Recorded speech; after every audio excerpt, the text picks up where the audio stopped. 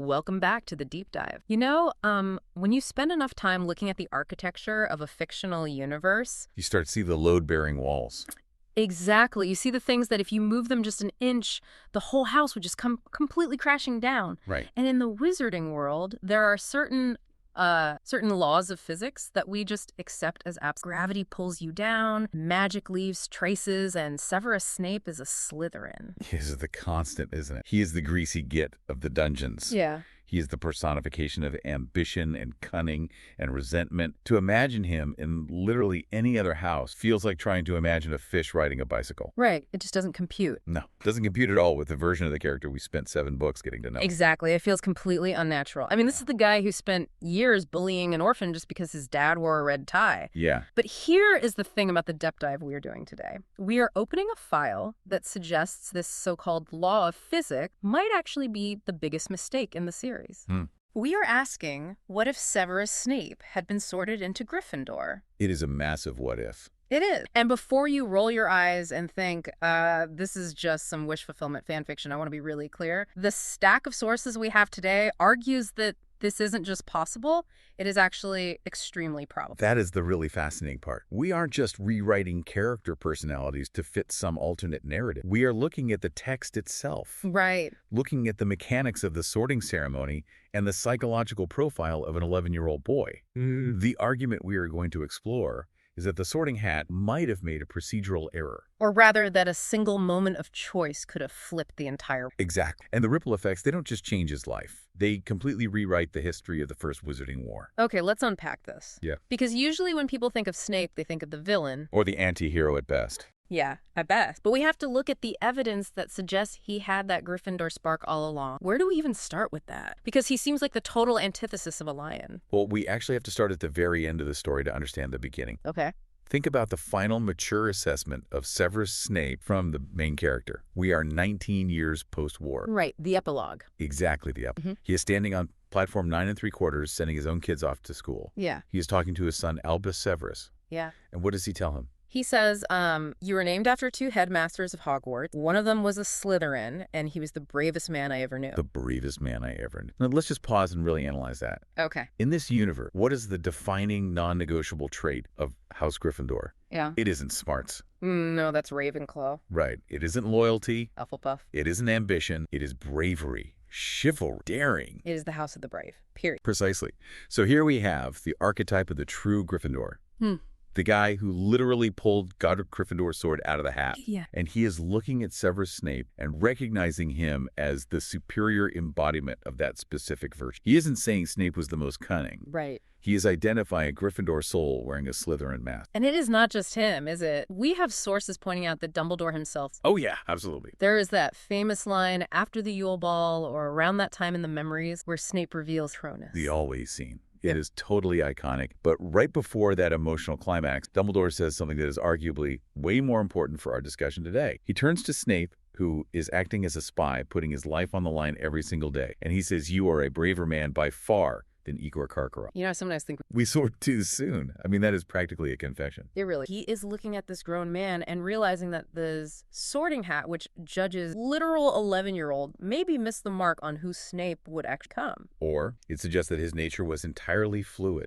And if we look at his core motivation, what actually drove him? Yeah. Was it really blood purity? Was it really a desire for power? No, it was Lily. Always Lily. Exactly. His devotion to her was his absolute primary drive. And where was Lily Evans? She was in Gryffindor. She was in Gryffindor. So if your primary motivation in life is, quote unquote, be where she is, yeah, and your latent defining trait is bravery, Sorting Hat has a very strong case for putting you in the House of the Lion. Oh, yeah. The potential was always there. The tragedy is that in the canon timeline, he let his bitterness make the choice for him. So our mission today is to take that premise that Snape, driven by his bravery and his love for Lily, ends up in Gryffindor and just completely reconstruct the entire timeline. It is a massive undertaking. We are going to look at how this changes the Marauders, how it alters the prophecy, and ultimately the tragic twist it puts on the fate of the Potter. But first, we really have to get him into the house. Right. How does that actually happen? Because surely the Sorting Hat doesn't just say, "Oh, you like that girl, go ahead." No. It is less about the Ferret Cat just giving him what he wants arbitrarily and more about the actual logistics of the ceremony itself. Right.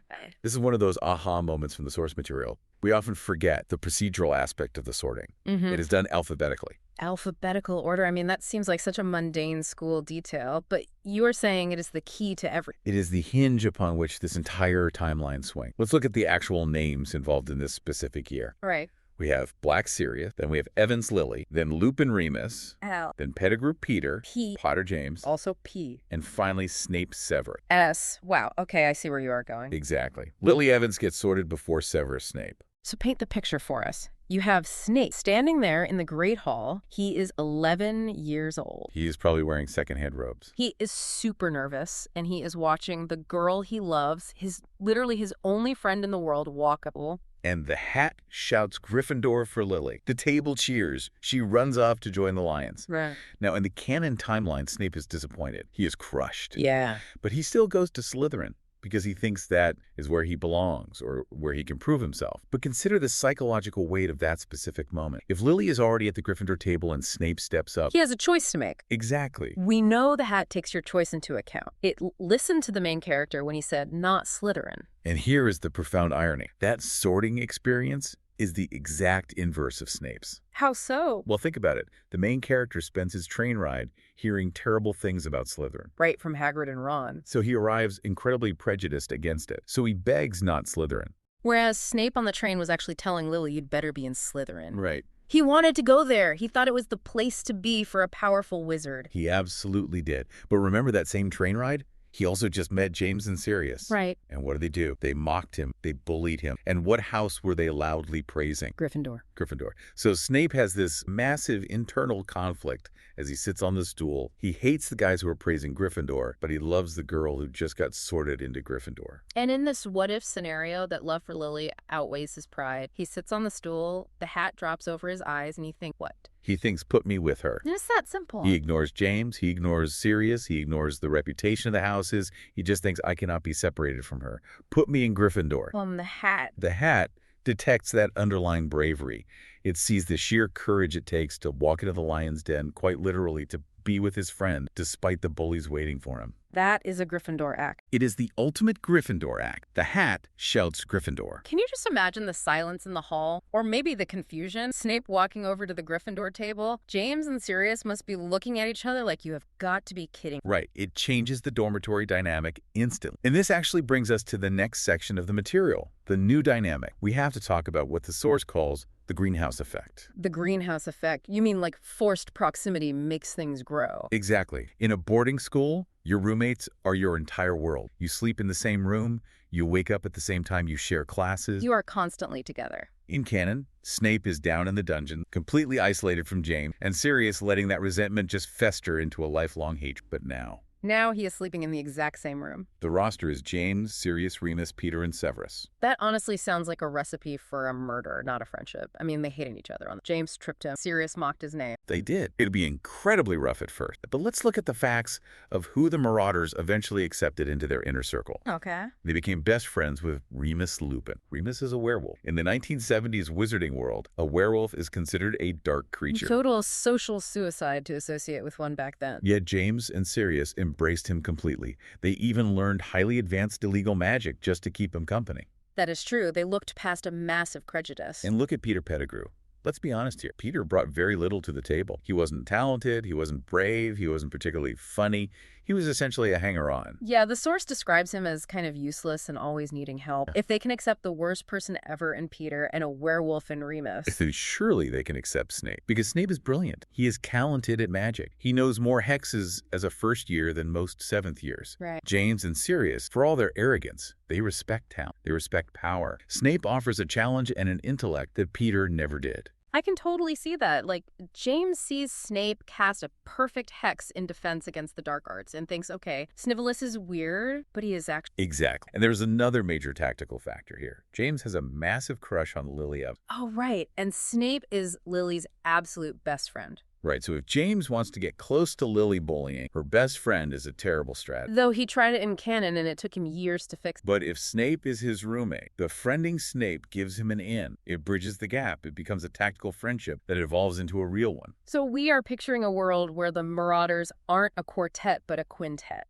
5 of them. It seems inevitable based on the greenhouse effect, the shared experiences, the detentions, the late night. The source material argues strongly that despite the early friction, that proximity would absolutely force them to bond. And if Snape becomes a Marauder, he obviously participates in their biggest project, right? Becoming animage. Yes. Oh, I love this part. This is where the fan theory gets really creative in the source. We have Prong, Stagpadfoot the dog, Wormtail the rat. What does Snape become? Well, the text often describes Snape in a very specific way. Yeah. The author uses very specific imagery. He is often compared to an overgrown bat. A bat, of course. It fits his aesthetic perfectly. The billowing cloak, the lurking in shadows, the whole vampire vibe. Exactly. So in this timeline, Severus Snape becomes a bat animagus. It fits his personality. He is nocturnal perceptive, slightly off-putting to some, incredibly useful. And the source suggests a brilliant nickname for him, too. If you are a bat, how do you navigate? Echolocation. Exactly. So his Marauder name becomes Echo. Echo. Echo. That is actually really cool. Messrs. Mooney, Wormtail, Padfoot, Echo, and Prongs. It has a great... It really does. And think about the sheer utility of it. A bat can fly, which gives them aerial reconnaissance.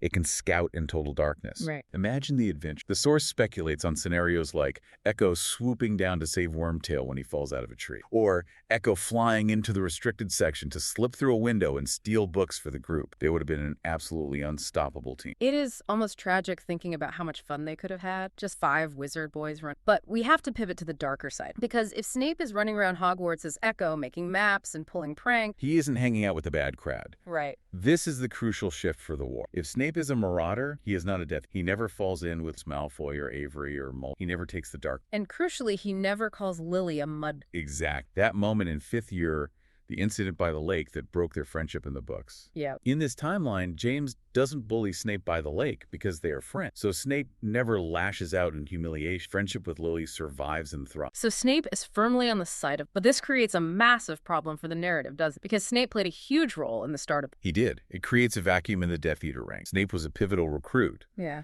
But more importantly, it creates a vacuum in the spy network. Right. In the original timeline, Snape is the one who overhears the prophecy at the Hog's Head Inn and reports it back to Voldemort. Right. But if Snape is a good guy, he isn't eavesdropping on Dumbledore for the dark. He is probably having a butterbeer with James. Exact. But the prophecy must still be heard for this story to move forward. Voldemort needs a trigger. He needs to know about the child born as the 7th month dies. So who is the other spy in the Order's orbit? Who's the one person no one ever suspects? It has to be Peter. Wormtail. Yes. But wait. In the canon, Snape gets... The bartender catches him lurking outside the door, so he only hears half the prophecy before he gets thrown in. That is the key difference. Snape is a human being. He takes up space. He casts a shadow. He makes noise on creaky floorboards. Yeah. Peter Pettigrew is a rat. Oh, wow. I see where this... A rat can hide in the rafters. A rat can scurry under a chair. A rat can literally sit on the dusty floorboards right next to Dumbledore and Trelawney. Unnoticed. Completely unknown. If Peter is the one sent to spy, or if he just happens to be there capitalizing on his animagus form, he doesn't get caught.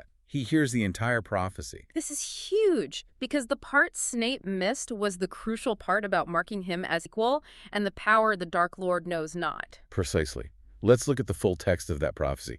The one with the power to vanquish the Dark Lord approaches born to those who have thrice defied him, born as the 7th month dies. That is what Snape heard. Right. But it continues. And the Dark Lord will mark him as his equal, but he will have power the Dark Lord knows not. And neither must die at the hand of the other, for neither can live while the other survives. In canon, Voldemort only heard the first part. Threat is born, so he immediately attacked. But now Peter runs back to Voldemort and recites every single word. Voldemort hears he will have power the Dark Lord knows not, and mark him as his... So now Voldemort has the full pick. How does that change his strategy? Because originally he just went into total panic mode and tried to kill the baby immediately. Originally he acted on incomplete information. He thought it was a simple assassination mission. Right, a quick strike. But now he hears a warning. He hears that attacking this child might actually give the child power. He hears that he might be creating his own equal. That sounds like a trap. If I am a paranoid Dark Lord and I hear that attacking this kid might give him power I don't understand or mark him as my equal, I might seriously hesitate. You would definitely exercise caution. The source argues that Voldemort, hearing the full prophecy, decides to wait. He shifts from aggression to strategy. Okay. He thinks, I shouldn't rush into... I need to observe this child. I need to know what this power is before I strike. So he doesn't attack Godric's Hollow immediately?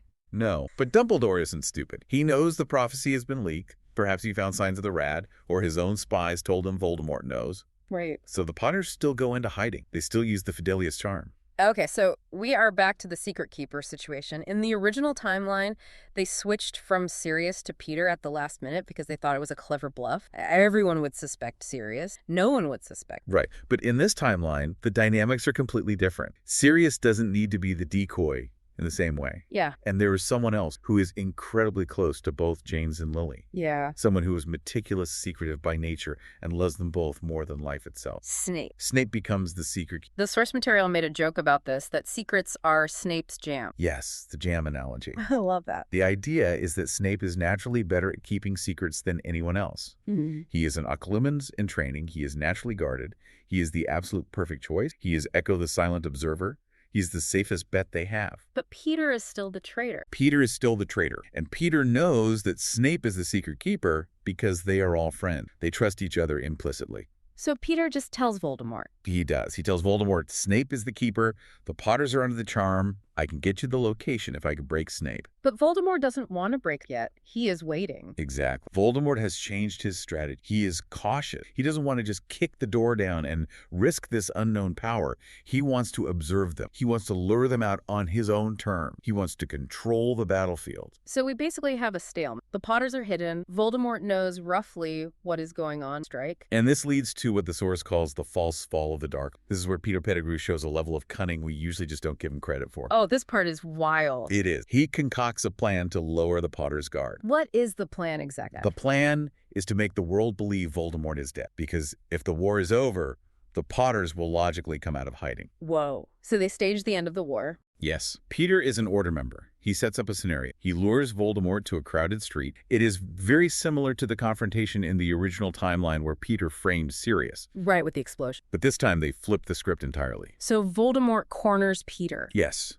In front of dozens of witnesses. Voldemort appears to be attacking Peter, and then Peter, quote unquote, defeats him. There is a massive explosion, green light, smoke, debris everywhere. And Voldemort just vanishes. He vanishes. He apparates away or transforms into mist. And just like in the original timeline where all that was left of Peter was a finger. Yeah. This time they leave behind proof of Voldemort's demise. Maybe his wand, maybe a finger, maybe just his dark robes. That is grim, but incredibly effective. So the world thinks Peter Pettigrew, the mild-mannered marauder, just blew up the Dark Lord. Exactly. Peter becomes the ultimate hero. The Daily Prophet headlines scream, Wormtail win, the Dark Lord defeated. And people just buy it. They absolutely buy it. The Death Eaters who aren't in on this secret plan, remember, Voldemort only trusts a very select few. They panic. They scatter. The Imperious curses lift. The Wizarding world throws massive party. But it is a lie. Voldemort is just hiding, waiting. He is waiting. And this creates a very strange limbo period. The source mentions the Longbottoms here, which is a really tragic detail to keep in mind. Oh, right. Alice and Frank. Since the other Death Eaters like Bellatrix Lestrange don't know it is a fake-out, they still go looking for their master. They think he has been captured or hurt. So they still torture the Longbottoms to find out where he is. That is exactly what happened. That is heartbreak. So Neville's tragedy still happens regardless. Yes, Neville is still raised by his grandma. The timeline corrects itself around these fixed points of tragedy. Wow. But for the Potters, it is completely different. The world thinks the war is over.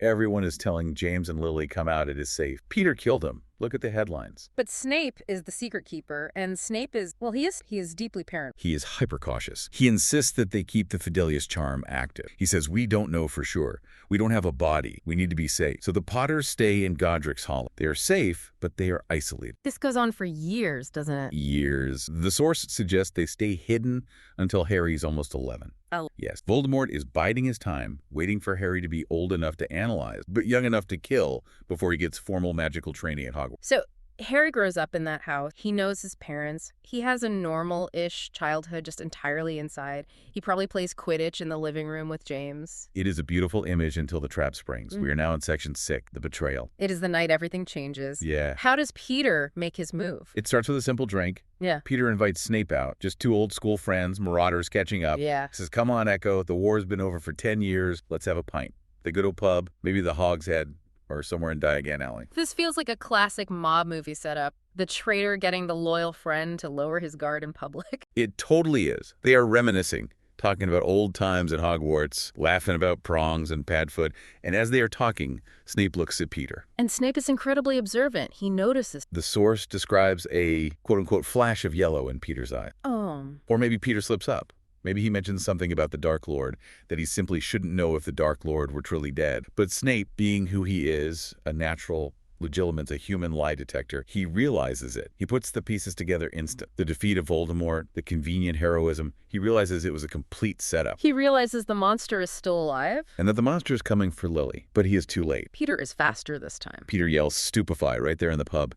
He blasts Snape across the room. Snape crashes into a table and is knocked completely unconscious. And while Snape is out cold, Peter vanished. He goes to get Voldemort, or rather he signals him, because now that the Secret Keeper is incapacitated, the path is clear. Or perhaps Peter forcefully extracts the secret from a groggy Snape. The exact mechanics are fuzzy in the source, but the result is completely clear. The protection is broken. The source implies that the betrayal allows Voldemort direct access. The key here is that Snape eventually wakes up. He realizes what has happened. He realizes he's been played, and that James and Lily are totally exposed. Imagine the sheer terror. He disapparates instantly. He arrives at Godric's Hollow. And it is a scene of absolute chaos. The door is broken. He rushes in. And he finds James. James is dead at the door. James is dead in the hallway. He died trying to hold off the attacker without a wand, just like in the book. Echo get them out were probably his last thought. But James is gone. And Snape just keeps running. He runs up the stairs. He finds Voldemort confronting Lily in the nursery, and this is where the tragedy absolutely peaked. In canon, Snape wasn't there. He arrived much later, finding only the bodies. Right. Here he is present. He bursts into the room. What does he do? He screams. He pleads, "Please take me instead. Kill me, not her." It is the ultimate Gryffindor sacrifice. He is literally offering his life for hers. And Voldemort doesn't care at all. He considers Snape a nuisance. He just blasts Snape aside. He hits him with a stunning spell or throws him against the wall with raw telekinesis. So he is just tossed aside like a rag doll. Yes, Snape is knocked unconscious again, slumped in the corner, bleeding. So he is there, but he is completely helpless. And then the scene plays out exactly as it must. Voldemort tells Lily to step aside. Lily refuses. She dies defending Harry. Her sacrifice invokes the ancient magic. Voldemort tries to kill Harry. The curse rebounds. So the outcome is technically the same. James and Lily dead. Voldemort ripped from his body. Harry acts as the boy who lived, the prophet. The outcome for the Potters is the same, but the outcome for the survivor, that is where this timeline takes dark, very dark turn. Let's set the scene. The house is ruined. The roof is blown off. Voldemort is vaporized. James and Lily are dead. Harry is crying in the crib. Who shows up? Sirius and Remus arrive. They probably saw the explosion from a distance or felt the disturbance in the wards. They rush inside. They see the destruction. And they see two people alive in the wreckage besides Harry. Okay. They see Snape, who's groggy, maybe drunk or drugged from the pub and waking up. And they see Peter Pettigrew. Peter is there. Peter has to be there to spin the story. He was leading Voldemort there. And Peter controls the narrative. Peter spins the story instantly. Where? He looks at Sirius and Remus, tears streaming down his face, and points a shaking finger at Snape. Oh, no. He screams he did it. He betrayed them. He was always jealous of James. He never forgave him for marrying Lily. Oh, that is purely evil. And it is so plausible. Because everyone knows Snape loved Lily. Everyone knows they had a super complicated history, even if they were friends. It fits the profile perfectly. The jealous ex-friend, the one who couldn't let go. Peter claims I tried to stop him. I'm the hero who killed Voldemort before, remember? I tried to save them from him, but he led the Dark Lord here. And Sirius and Remus, they just believe him. Well, wouldn't they? Peter's the hero of the wizarding world. He probably has a literal statue in Diagon Alley. Right. Snape is the breeding bat-like figure who was found disoriented at the scene of the ultimate crime. What does Snape do? Does he try to explain? Does he shout, "No, it was Peter"? Look at Snape's psychology in that exact moment. Hey. He just watched Lily die. He failed. The only thing that mattered to him in the entire universe is gone. He is broken.